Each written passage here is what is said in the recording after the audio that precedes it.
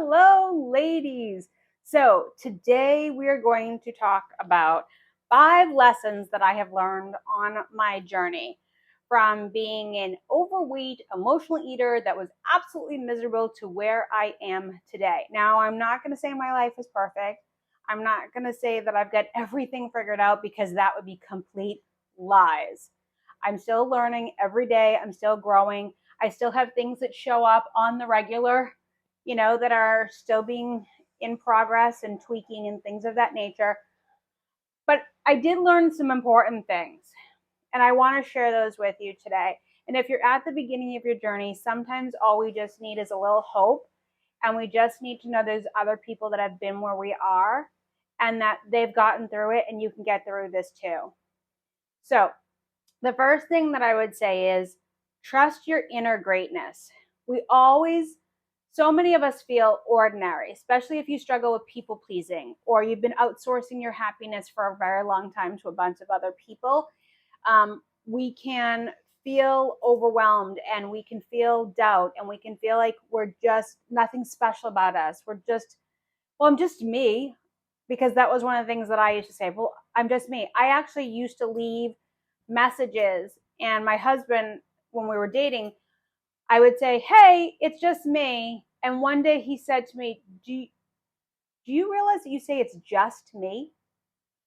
I'm like, well, yeah, because it is. He's like, no, it's, hey, it's me. There's no just about you. So you may feel like you're just, but you're not, okay? None of us are. And when we move that simple little word of just, we can change that meaning of what it's me means. And that can kind of go for all different areas of our life. So you have huge, huge potential that lives within you, more than we could ever imagine. But sometimes when we're at the beginning of the journey, we don't even know what end is up anymore. And we're just so unhappy, and we feel so stuck and so stagnant and heavily weighted down. You just feel like this. I just felt like I had this massive, heavy weight on my shoulders. And sometimes there's just like this little whisper within, or this little nudge, like, or you wonder, like I did, like, what's outside the fishbowl? But that's something within you helping you to step forward, one step at a time, into your own greatness. And that is only defined by you. Let me say that again. Only you define greatness. That's it. For somebody, it could be being a massive CEO making 7 figures, and for someone, being an awesome mom is their greatness to them. For everybody, it's different. But it is important to figure out what that is for yourself. At least I think so. Because then you know where you're going, right? If you don't have a map, you have no idea where your destination is. And it can change over time. Mine definitely has. It keeps changing. The other one, so number 2, is embrace life's moments. We all have, and especially if you're here, you're usually 40 and over. So you've had lots of life moments. You've had massive heartbreak, you've had massive success, you've had massive everything in between. But one of the things that I've learned as I've gotten older, as I've gone through this process, is I've moved out of feeling the victim of a circumstance, or feeling like, why is this happening to me? Like I'm being punished. And into more of, okay, what is this here to teach me? What is the lesson that I'm supposed to be gathering here? What is this telling me about this relationship? What is this telling me about how I feel? Check in with those type of things and know that, like, if you get laid off, it's like at that moment, it can feel really scary. But it's here because there's another door that is massively about to open. And I've experienced that. I had an experience, talk about a life-changing moment. I had an experience where I sat outside my job that I had for 15 years. And one day I was like, I surrender this job to the universe so somebody else can have it because I'm ready to move on and do what I want to do and help people make their lives better. I walked in and I got laid off within 5 minutes. I had no idea that was coming. None. They handed me a nice check. I was in complete shock and I went on my merry way. And I recently just saw that boss at a funeral. And I literally said to him, sorry, I literally said to him, thank you so much for laying me off. And he was like, what?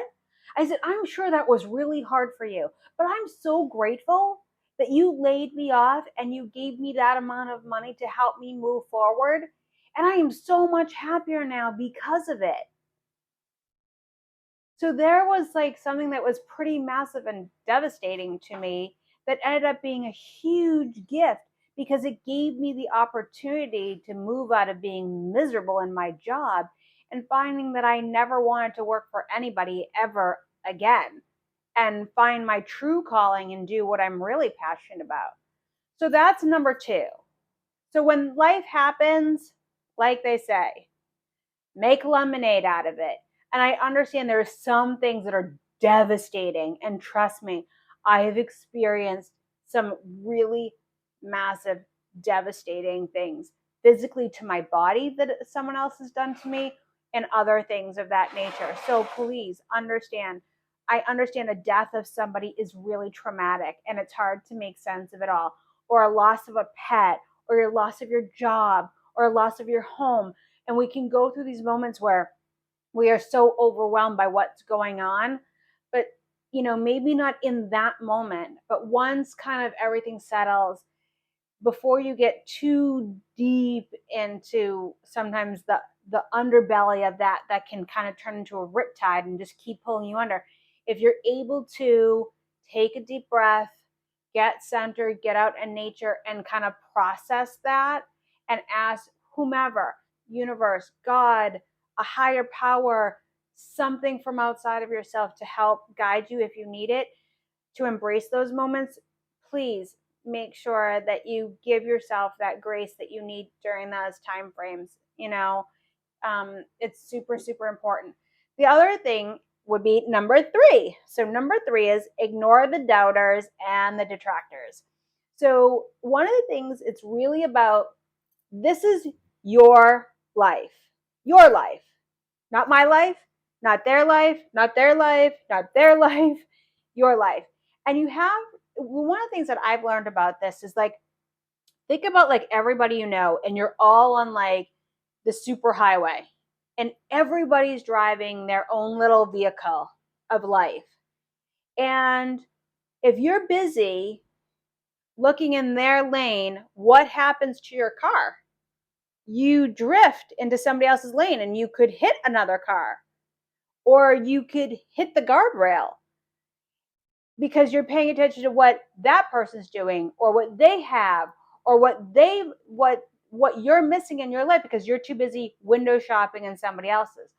But if you are able to stay in your lane, then you can turn down the volume in your car, like your radio, of the doubters and the detractors. Because when you're in your car, if you have the radio volume up high and you're letting all those other cars speak into your radio, they're distracting you. But you have the ability to shut that radio off and sit in silence in your own car. And even if somebody talks to you, you have the power to say, you know what, thank you, but I'm not interested in hearing what you have to say. I really do appreciate it, but I've got this. I've got this. I'm sure that might work best in your life, but this is my life and I've got it under control here. Even if you don't, but you just even saying that empowers you to believe that you do. And that hearing that is really important. So I would say, you're going to have people that are going to project their fears onto you. You're going to have people that are thinking they're keeping you safe. They're really not part of your agenda. I'm not saying do anything crazy, like don't just quit your job and not have money or something like that. It's like, but know what's right for you.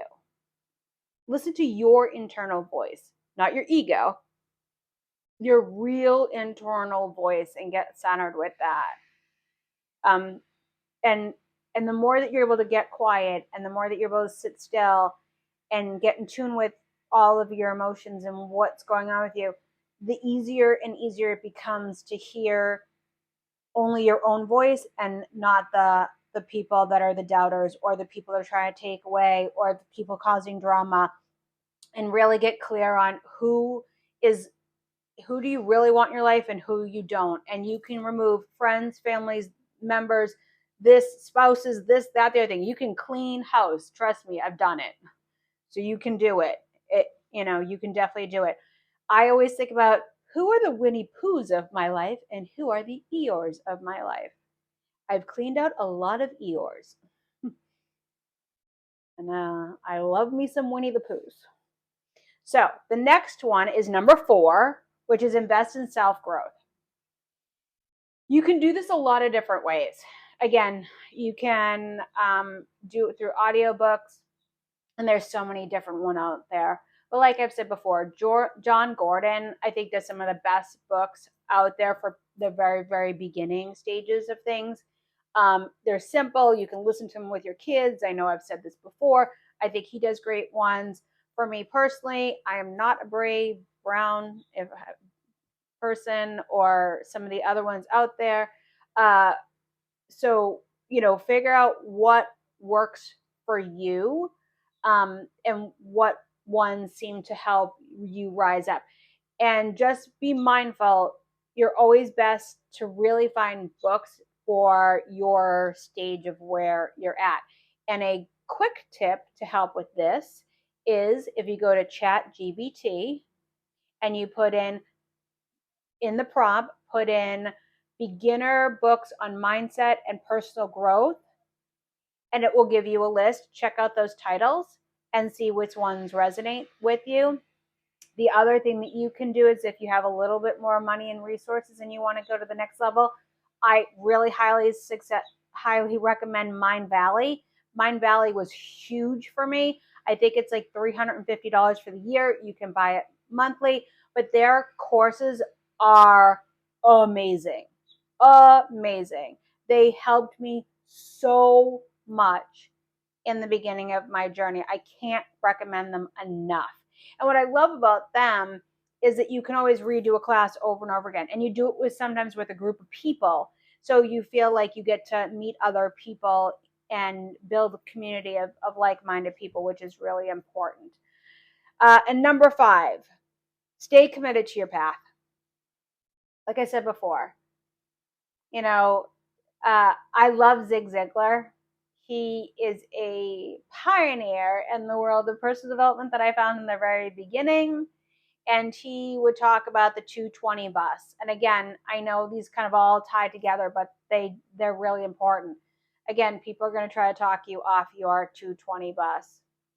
And you have a destination, and you have a purpose and a mission, and things that you've agreed to learn and grow in life school, because that's really what we are. We're here in a classroom called life, and we are here to learn and experience things. And your journey is different from everybody else that you know, and be the woman that you really truly know lives deep within. And if you don't know that yet, know she's there. Know she lives really within you. You just maybe have some conditioning going on from your childhood or your teen years, and but you can undo that onion. I'm not going to say it's easy, but you can do it. If I could do it, you could do it too.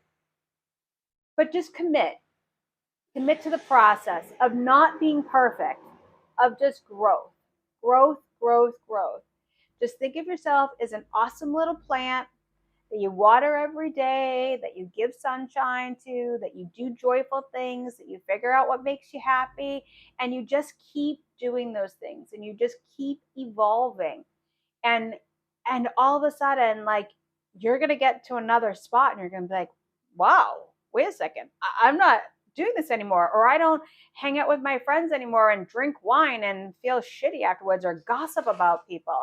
Like, I don't do these different things anymore. I now have different friends and new friends because I've experienced a lot of these different things myself.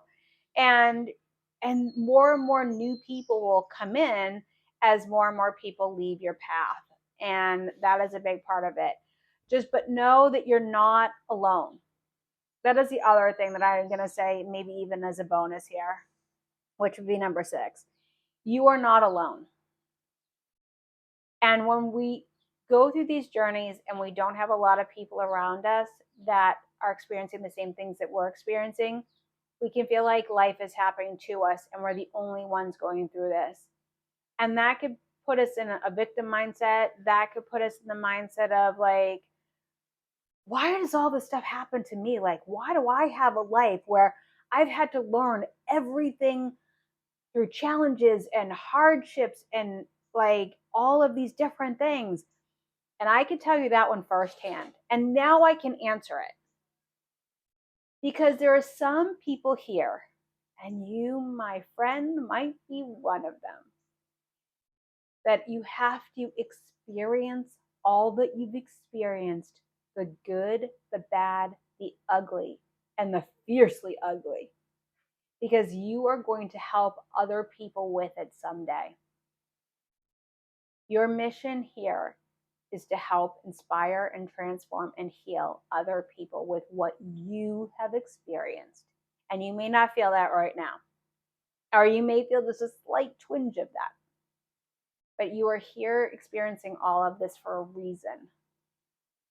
And so many people that are coaches and healers and mystics and shamans and all of these different aspects of healing modalities of all sorts, therapists, you name it, they've endured lives through everything under the sun, because it's important that when I say to you, I understand, I mean it. And so when you say to somebody, you understand, they can feel it. They can feel it. Because, like I've said before, I know what it feels like to cry into your pint and Ben and Jerry's. I know what it feels like to feel completely alone on this journey. I know what it feels like to have people rip you down for all different reasons. I know what it feels like to grow up with frenemies and think they were your friends and they knew horrific things could happen to you. And nobody warns you. I know what all that feels like. I've been there, you know? And somebody's going to need to hear all that from you, depending on what you choose to do. But just know that you've got this. You've got this.